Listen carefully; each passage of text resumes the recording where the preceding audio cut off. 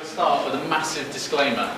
Okay, so this is, firstly it's about 2014 data, and then we've collected some survey data as well. So obviously it's, you know, it's of that, so it's slightly historic and it is also patchy in some of the areas.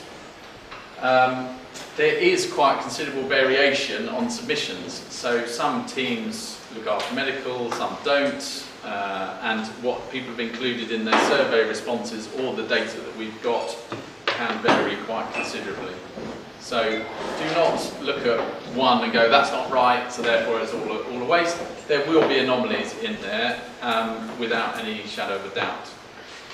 What we want to do though is to go through it as to what it's starting to point to, what shapers it, so that we can start to tighten it up over the next few months and to get a much closer benchmark, like-for-like benchmark on things. But we need your help to do that.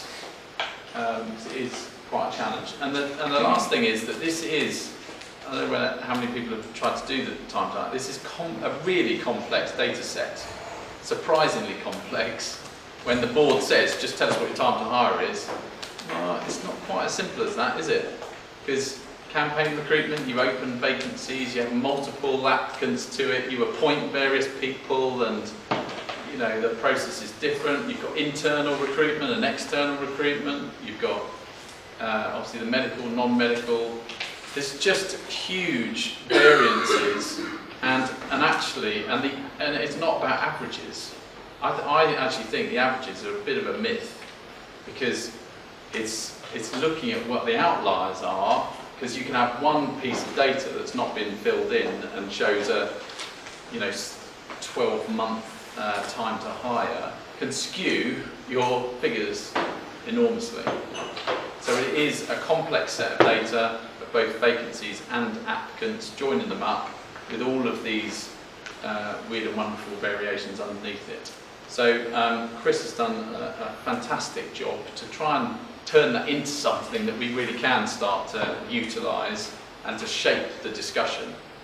Yeah? And it's to shape the discussion for you in terms of how do we get to great recruitment operationally, and to start shaping the discussion with the HR directors and the other directors to go, look how much you guys are doing, look how productive you are, look how much, what improvements you have made over time.